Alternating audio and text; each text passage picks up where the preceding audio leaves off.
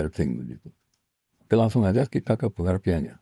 Jadi menurut si technojournal.com, pengertian dari algoritma adalah urutan atau langkah-langkah untuk menyelesaikan masalah pemrograman komputer, begitu ya. Jadi masalahnya diambil dari masalah manusia dan diselesaikan menggunakan pemrograman komputer, atau lebih enaknya bisa disebut membuat aplikasi untuk menyelesaikan masalah orang, begitu.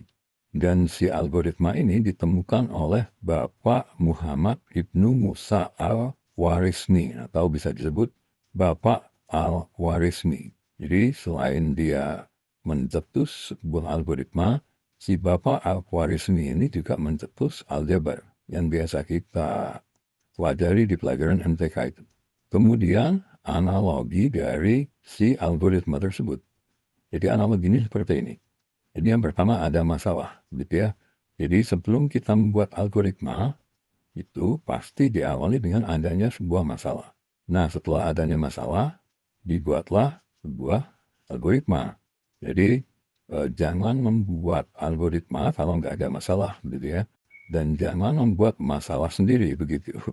Nah, setelah kita membuat algoritmanya, kemudian kita transformasikan ke dalam program komputer.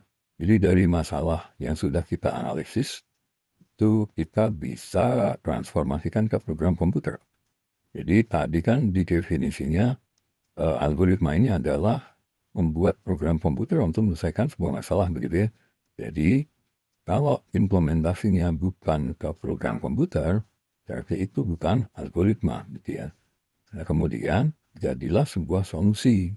Jadi bisa dikatakan begini, algoritma itu adalah sebuah solusi dari masalah yang diimplementasikan di program komputer. Begitu. Jadi enaknya ngomong membuat aplikasi untuk menyelesaikan sebuah masalah. Gitu ya. Nah kemudian cara mendeskripsikan masalahnya itu bagaimana? Begitu ya. Jadi yang pertama kita bisa menjabarkan masalah. Jadi ketika kita misal mendapat klien itu mengalami kesulitan di usahanya, itu kita bisa menanyakan pertanyaan satu-satu. Masalahnya di mana, dan kita harus dari mana, dan seterusnya. Kemudian yang kedua, merincikan masalah untuk menyelesaikan masalah. Nah, dari pertanyaan yang sudah kita tanyakan tadi, kita pecah-pecah lagi. Jadi kita, apa yang harus kita lakukan, begitu ya. Nah, kemudian yang ketiga, membuat sarana interaksi manusia dengan komputer. Ya balik lagi ke tadi kan. Karena kita membuat sebuah program komputer yang dipakai oleh manusia. Jadi percuma aja kalau manusianya tidak bisa menjalankan program komputer yang sudah kita buat. Jadi ketika kita membuat program komputer yang akan berinteraksi dengan manusia, usahakan program komputernya itu interaktif begitu. Jadi mudah diinteraksi oleh manusia. Oke, Nat ya. Nah, bagaimana cara mentransformasikan masalah ke program komputer? Jadi yang pertama, kita bentuk dulu urutan masalah-masalahnya tersebut. Begitu. Jadi dari apa, bagaimana, dan kita harus bagaimana, programnya mau dibuat seperti apa, gitu ya. Kemudian tentukan bahasa pemrograman. Nah ini tergantung si kliennya minta apa. Jadi misal si klien itu mintanya pemrograman berbasis web, maka kita bisa menggunakan bahasa pemrograman PHP, HTML, CSS, dan juga JavaScript. Nah, tapi kalau dia mintanya desktop, maka kita bisa gunakan Java dan lain sebagainya. Kalau mobile, berarti kita bisa menggunakan Kotlin dan lain sebagainya. Kemudian, kita harus memahami konsep mesin komputer. Jadi si komputer ini pahamnya ketika kita menuliskan kode seperti apa. Dan kodenya itu harus berurutan. Dibaca dari atas ke bawah, dari kiri ke kanan.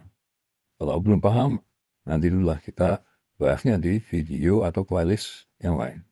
Nah berikutnya, setelah kita belajar di slide yang di atas, kita bisa menyimpulkan bahwa algoritma itu adalah sebuah penyusunan aspek proses logika dari suatu pemecahan masalah tanpa melihat karakteristik bahasa pemrograman yang akan digunakan.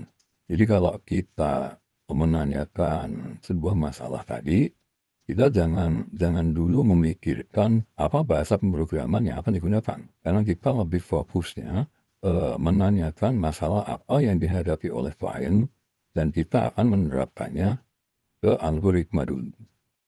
Kemudian, urutan notasi logika merupakan hasil analisis. Benar aja ya. Jadi kalau kita membuat algoritma, ya di belakang algoritma itu pasti kita sudah menganalisis sebuah masalah. Dan berikutnya, urutan logika langkah kerja untuk menyelesaikan suatu masalah. Nah, urutan logika langkah kerja ini biasa disebut dengan notasi algoritma. Jadi untuk mengimplementasikan notasi algoritma ini, kita biasanya menggunakan cara yang pertama yaitu untaian kalimat deskriptif, ataupun cara yang kedua menggunakan flowchart, dan yang ketiga kita bisa menggunakan pseudocode. Jadi tergantung si kliennya itu dia orang programmer atau gimana. Jadi antara tiga ini kita bisa pilih salah satu tergantung yang dipahami oleh si klien, gitu ya. Jadi apa bedanya untaian kalimat deskriptif, flowchart, dan pseudocode? Itu kita akan belajar di video selanjutnya. Jadi tenang aja. Dan di video selanjutnya kita akan membahas tentang untaian kalimat deskriptif tadi, flowchart, dan juga pseudocode. Jadi terima kasih teman-teman telah menyaksikan. Kita berjumpa lagi di video selanjutnya untuk membahas materi yang lebih seru lagi. Terima kasih.